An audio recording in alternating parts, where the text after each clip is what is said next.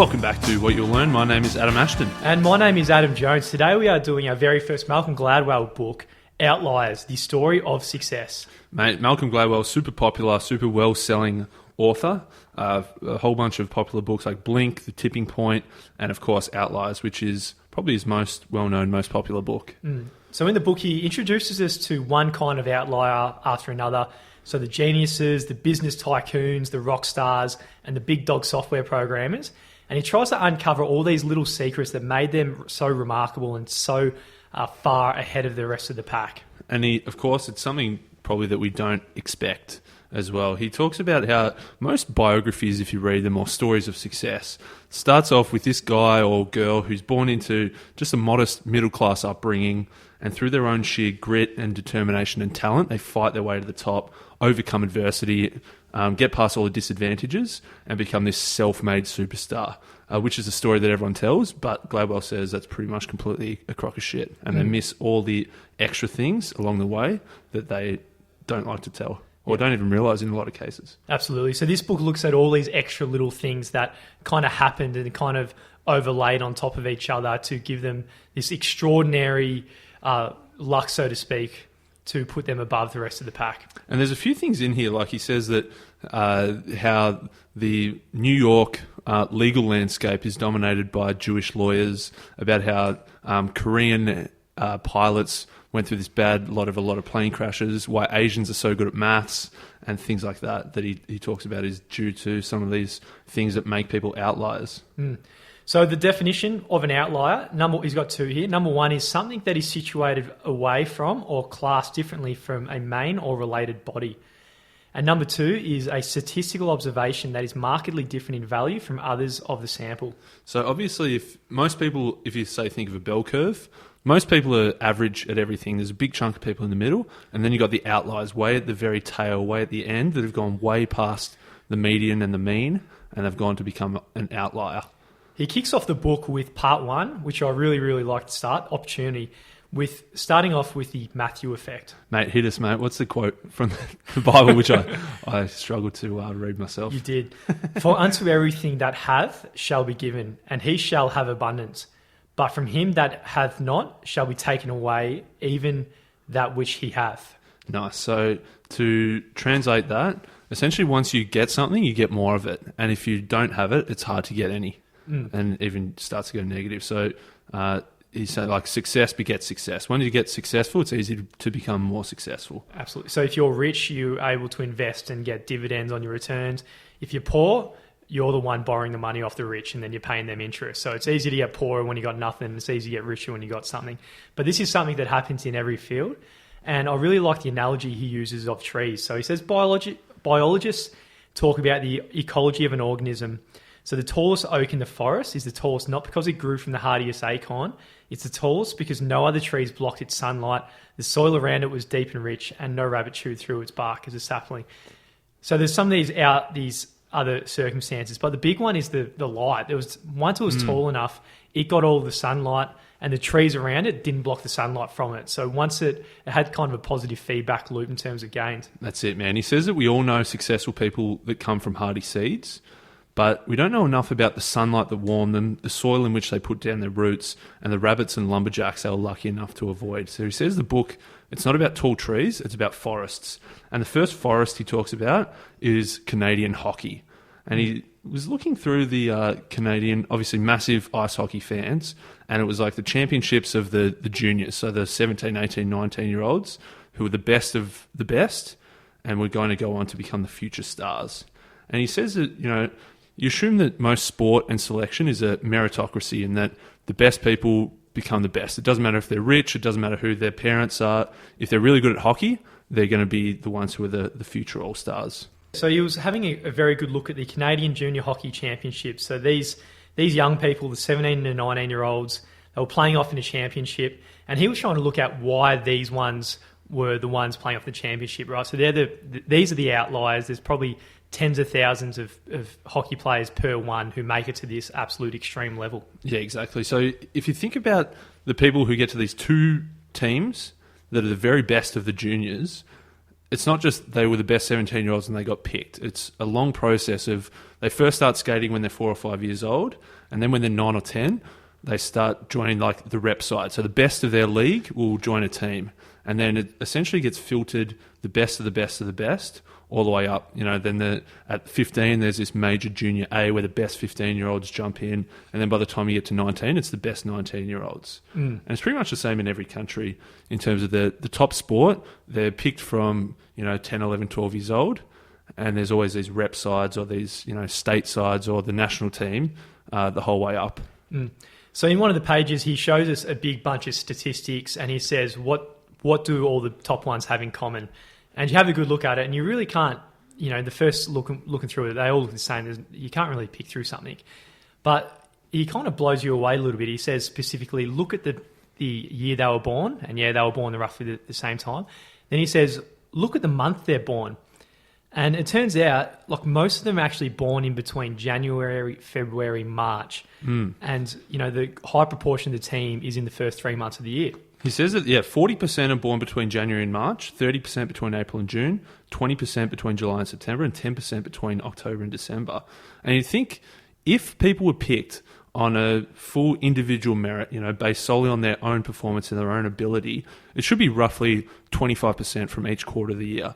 But it was this massive skew towards the front half of the year. And it's all like, why are all these people born in January, February, March, and hardly anyone born in October, November, December? It was the big reason was, or the explanation is, the eligibility for age levels start at January 1st. And so by the time you get to become this 20, 25-year-old adult, you'd think that it's evened out in that it doesn't matter when you were born. But he says that when you're 10 years old and you're joining the first ever rep side, someone who turns 10 on January 2nd is almost a full year older than someone who turns 10 on December 30th. So you're like 363 days older, and you're both playing in under 10s. And the thing is that when you're 9 or when you're 10, there's a big, big, big difference in terms of size, in terms of growth, in terms of ability, or just even coordination. Yep. So there's a big difference there, and it is an unfair advantage. But this is where it gets back to the idea of the Matthew effect, right? To these people at the very start, they've got this slight advantage over the others because they're a year older. But the representative leagues start choosing their best players when they're about 10 or 11 years old. So these people who are a little bit older get chosen for the bigger leagues, and then they have to practice a bit more after school, and they play extra games during the week. So then the accumulated benefits kind of compound on each other, and before you know it, the differences are absolutely huge. Exactly, man. So when you're 10 years old, the people who are a little bit bigger get picked. But once you're in the rep squad, you get better coaching, better teammates, better competition. You're playing 75 games a year compared to 25 games a year, and you're training a hell of a lot more. So what are you saying that even though initially it was a small difference, just mainly because of size, that benefit compounds due to selection, due to streaming, due to differentiated experience. And what a guy called Robert Merton calls it is this self-fulfilling prophecy. So there's a false definition at the start based on some incorrect arbitrary difference, but the new behavior that becomes because of that false definition makes it true in the end. So the best 10-year-old, even though it was wrong at the start to say he was best just because he was bigger, because he's done all this extra training, better coaching, better playing, becomes the best in the end. Unbelievable. So this is the same kind of thing that happens across all kind of sports where they get picked for certain representative squads at the very start. So in the case of English soccer, it's the same thing, except the cutoff date for age is September 1st. So they looked at 288 players there, and pretty much all the players were born between September and November, and pretty much none between June and August. Exactly, man. And it's repeated all over the world. US baseball, European international soccer, whatever the arbitrary age cutoff date is, the people born just after that, who are almost a year older, tended to be the ones who are the best later in life. And I guess the most concerning thing isn't just international sport. It also happens in education. So say if someone starts earlier or versus later in school, because the school year is obviously uniform, but someone could be half a year or 9 months older, the ones who are a bit older get selected for the accelerated learning program. They get better teaching, they get more attention, And the ones, again, this Matthew effect, the ones that were picked at the start, it makes it a self-fulfilling prophecy that by the end, they're the ones who are the best. So hold off your kids for that extra year, right? Yeah, well, he says like the way around it, Denmark they don't pick accelerated learning stuff in primary school. They wait till the initial maturity level balances out a bit more. Unbelievable, man. And back to your stats, I know you said it already, but come to think about it, so you've got a 40% chance of getting selected in this elite squad if you're born between Jan and March compared to 10% between October and December. So despite how hard both parties are working, you are 4 times as lucky just by being born at the start of the year. Just something you got no control over. It's pretty unbelievable. And what the argument for having these, picking 10-year-olds to start their rep training early, he says that they do that so that the best talent doesn't slip through the cracks. And they say that, getting on these kids early, starting them early, getting the extra training early is going to lead to better outcomes in the future. But what he says that really, by doing it this way, you're actually losing half to 3/4 of the talent that slips through the cracks. Because the guy who's the best 10-year-old born in December, who's a year younger than the other 10-year-olds, essentially doesn't get a crack. He doesn't get to go to the early training. And essentially this 10-year-old who was a jet misses out on all these accumulated advantages and essentially is lost to the system. So he's saying that half to 3/4 of the talent is squandered because of these arbitrary systems that we've got in place for selecting early talent. Bloody Matthew. That's it. Chapter 2, man. Chapter 2, the 10,000 hour rule, something that you often have misattributed throughout the last 2 years of the podcast. You correct me every time, but I keep making a mistake. So the 10,000 hour rule was created by Malcolm Gladwell, and the whole idea is... He's fucking weird, mate. But actually by Anders Ericsson. So it was a study that was born out of a good look at musicians around the world. So in the 1990s, he was at the Academy of Music, and they were looking at the violinists, and they divided the group up into stars, which are those with the potential to become world-class soloists. Second group was judged as good, and then the third group is unlikely to ever play professionally, but they're probably going to go on to be a music teacher in the public school system. I don't know why that's such a bad thing, but that was the bottom group. But the bottom of the best in the Academy of Music. So they're probably good, but they're not the ones, off the TV just going nuts with their violin. So they're trying to work out what's the difference between these three groups. And they looked at, initially, all three started at the same time. They all started playing when they were 4, 5, 6 years old. And initially, they all started playing 2 to 3 hours per week. And at that point in time, everyone was pretty much the same ability. But by the end, there was a big difference in terms of who became the stars and who became the future music teachers, which is the worst of the good. So the interesting thing was the best in their class began to practice more than everyone else from the very start. So at the age of 9, they were practicing 6 hours a week. Then by the age of 12, they were up to 8 hours a week. By 14, 16 hours a week. And up to 20, they were doing 30 hours a week. So they were putting in a shitload of hours. And by the age of 20, all the ones who had clocked up the status of superstars, they had actually accumulated 10,000 hours of work on their craft. That's it. So the bottom group had only practiced for 4 hours. The good group practiced for 8 hours. And the superstars were 10,000 hours of practice. Did I completely fuck that? No, that was good. We'll go with 10,000 hours of practice, yeah. So 4,000, 8,000, 10,000. And what he says that the important thing about practice, which we spoke about in So Good They Can't Ignore You, it's not just when a hot chick comes over and you play a little tune. That's not practice. The practice is this purposeful, single-minded, with the intention to get better, this deliberate practice of focusing on always getting better, not just playing, actual practice.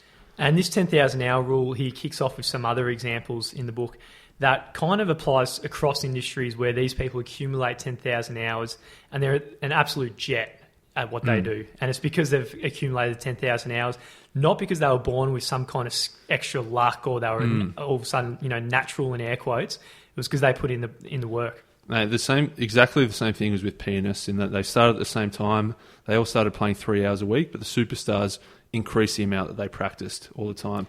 And what's important, he said, they couldn't find any naturals, and they termed naturals as someone who effortlessly floated to the top without practicing a whole lot. And they also couldn't find any grinds, which is the one that they said put in these 10,000 hours of deliberate practice, but they were still shit. So essentially, they were saying it was a pretty strong correlation in that there were no naturals, there were no grinds. All the ones that put in 10,000 hours became the stars, and all the ones that didn't weren't. He's got one example here of the Beatles, like the big dog rock stars of the 60s.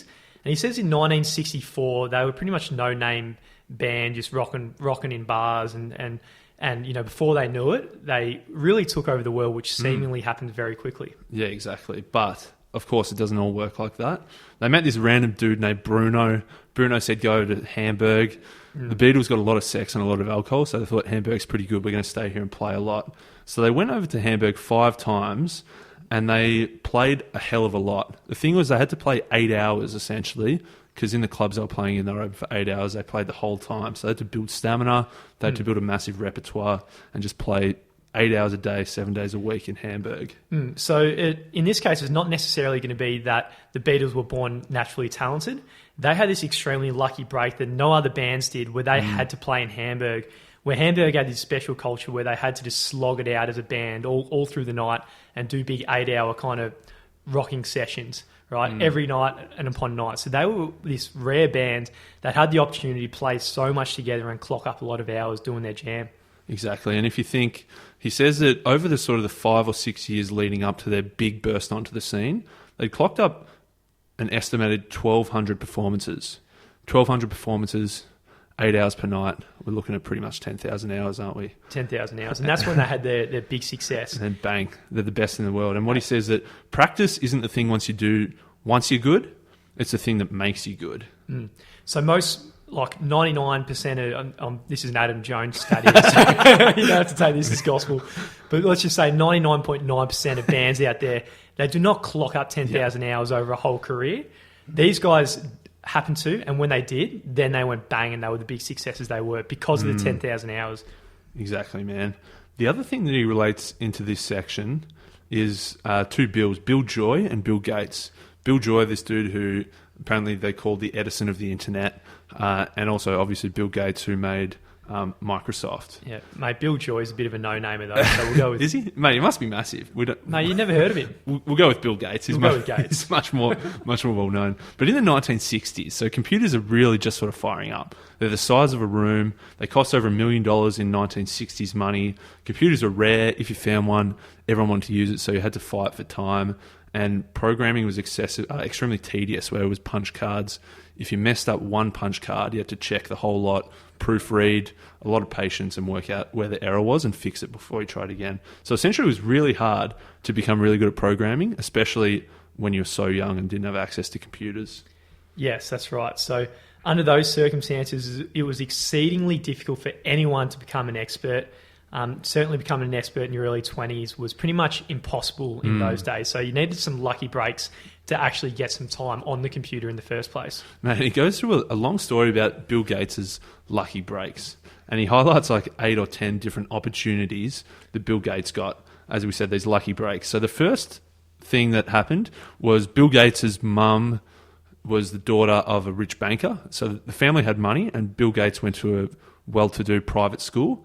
And it was one of the very first schools to ever get access to computers. So it was just lucky there was like 4 or 5 schools in the world that had access to computers, and Bill Gates went to that rich private school. Absolutely. And the second thing he had, his mother's club at Lakeside decided to pay for their computing time. Yeah, so as we said, it was expensive to get access to a computer, and you had to keep paying. And the mother's club, like they made this big bake sale and thought, we're going to put our money towards buying computer time. Yep. So that was a lucky break that Gates had nothing to do with. Another one was when the money ran out at the school, one of the parents worked at CQ, one of his mates' mums or something, and on the weekends they were allowed to go in there and code all night. Yeah, so obviously CQ, this computing place that they'd work during the day, and then on the weekends and at night the computers were sitting there idle, and lucky Bill Gates had a good friend who said, come and play around. Yep, and number 4, I'll just roll through them. Gates found a job at Information Sciences, so whilst hanging around, these guys had to deal with him. He had to build a payroll system, but in response, he could do as much coding as he wanted. Opportunity number 5 was he lived within walking distance of the University of Washington, which got a computer system pretty early, and he snuck in and used their computers. Yeah. Number 6 was the university had free computing time between 3 a.m. and 6 a.m. So if you're super keen as Bill was, then you could go in there and get it done. Yeah, mate. Opportunity number 7. There was a company that needed some help with their computing, and Bill Gates was known for loving computers, and they gave Bill Gates the job. Mate, I reckon we could do these whole eight again. No, we're good, mate. Real through them. We're good. All right. And then finally, number 8 was Lakeside School let him take a term off to go work for this company writing code. Mate, so from when Bill Gates was in the 8th grade, he had this access to computers that almost nobody else in the world had. And he was able to, get a couple of jobs along the way, spend shitloads of time, obviously building up those 10,000 hours. And a quote from Bill Gates himself, he said, "I had a better exposure to software development at a young age than I think anyone did in that period of time. And all because of an incredibly lucky series of events." So Yes. that's a quote from the man himself. Absolutely. So he had these 8 extremely lucky events, all had this one thing in common that let him have more time on the computer software developing, whereas no one in the world had all these 8 combined. So he was an outlier in terms of how much time he was allowed on the computer, and that's how he became an outlier in terms of being an absolute superstar coder. And if you think about it, he's probably not the only person that had this opportunity, in that there were a whole bunch of kids at the school that could have had the same opportunity. So you can't discount that Bill Gates worked really, really, really hard to get his 10,000 hours. But the thing was, he wanted to learn. He was keen to learn. He saw this big opportunity. He became obsessed with it. But essentially, he needed those lucky breaks to get the opportunity, to get the 10,000 hours. People on the other side of the world, or even in the next city, didn't have the opportunity to get 10,000 hours. But because of these series of lucky events, he had the opportunity to put in the time to become an outlier. So that's the first big papa reason, and that is the 10,000 hour rule. The next reason, he does a bit of research into the 75 richest people of all time in America, right? So everywhere, mate. The whole human history. So we're talking thousands of years all across the world. So we're talking kings and queens. We're talking rich Egyptian pharaohs, Russian Tsars, all the way back Jesus. that far. Is Jesus in there? No, Jesus wasn't that rich, mate. He was poor, wasn't he? Yeah. And obviously taking into account inflation. So this is the 75 richest people in all of human history. Yeah. So he was... One remarkable thing, and again, he puts the stats on the page and you really can't pull anything out of it, but Big Papa Gladwell is one of the top researchers in the world. He found something really interesting, and that was that 14 were from America, and they were all born between 1831 and 1840. So a wholly crazy, disproportionate amount of people were born in a very small time frame in all of history. We're talking thousands of years all around the world, and almost 20% are from a single country within a decade. And we're talking like John D Rockefeller, who's number 1 on the list, Andrew Carnegie, who's number 3 on the list, JP Morgan's number 57, and they're all born between 1831 and 1840. So he had a look at this time in history, and he says between 1860s and 1870s was the greatest transformation ever of the whole American economy in history. Yeah. So it was just after the Civil War, and so the reason why being born between 1830 and 1840 was perfect was that if you were born in the 40s, you missed it. You were too young at the time this revolution was happening, and you missed it all. It was too late. And if you were born too early in the 1820s, then you were too old. Your mindset was shaped by the Civil War paradigms of just, conservative. You weren't able to see the future. But if you were born in this narrow 9-year window between 1831 and 1840, you were at the perfect age where you were just coming into your 20s and 30s at the time. You were ready to capitalize on the future, and you weren't so close-minded that you just saw these amazing opportunities. And again, I highly doubt that you're going to read that in any of these guys' big autobiographies. It's just simply that they were born in exactly the right time and the exact right age in their kind of development to be able to take control of these big economic opportunities that were on offer. So he says that next, if you look at all of the current successful computer and software billionaires, if you look at the 3 guys at Microsoft, you got Bill Gates, who was born in October 1955. You got Paul Allen, which was his 2IC at Microsoft in January 1953. And you got Steve Ballmer, who was the 3rd in charge, which was March 1954. And you might be thinking, all these 3 dudes, they were obviously mates they'd met somewhere, so they're all around the same age, so it must be just a Microsoft thing. Absolutely. So there was a big article that came out in 1975 that basically outlined it was the best year ever of the personal computer. So it was really the year the personal computer kicked off. So he says if this time in 1975, if you were more than a few years out of college, like the example from earlier, pretty much if you're late 20s or older, you've missed it. Yeah, exactly. You belong to the old paradigm, and if you're in a too good a job and you've just had your kids and all that kind of stuff, you're way too old for this kind of stuff. But if you were born too late, then you're too young to take control of it. You're a 10-year-old kid, you got nothing to... Yeah. So he says, ideally, the absolute perfect age to take control of the whole revolution in software development was to be about 22 to 21 in this year. So, born in 1954 to 1955. And as we said, the three top dogs at Microsoft were all of that. But then if you look, Steve Jobs from Apple, February 1955. Eric Schmidt, the third guy at Google, April 1955. Bill Joy, our friend from Sun Microsystems, November 1954. So you see this small window of 2 years where all the biggest of big dogs of computing and software were all born in this time.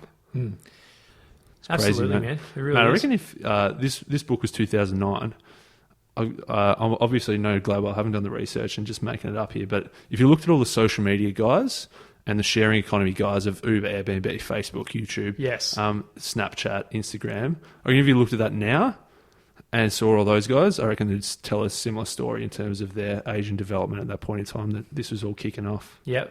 Just speculation, but yeah. I'd have to totally agree, mate. Yeah. But speculation is probably a good bridge into commenting on what we thought of the book, mate. That's 2 chapters out of 9. So obviously in Juggernaut month, mate, we've got all these massive juggernauts that are so good, full of gold. We can only fit it only so much in. There was after this was talking about geniuses and how having a massive IQ doesn't lead to massive success. There was more to it. Talking about how the Jewish lawyers took over the New York law landscape. Talking about why Asians are so good at maths. Talking about why certain pilots crash planes while others don't. Mate, I reckon this book is absolutely phenomenal. What do you reckon? Yeah, no, I reckon it's a good book, man. Just good. I reckon it's a good book. Yeah. But it's one of those things we spoke about off air. We came across the idea of motivated reasoning, which I think came in whose book was Thinking Bets. Thinking in Bets, right? Duke. So it's the idea where someone who's extremely clever and intelligent can grab some kind of arbitrary thing in the world that doesn't necessarily need to be objectively true, but they have the intellectual capability to find reasons in the world to support these ideas that might actually be false.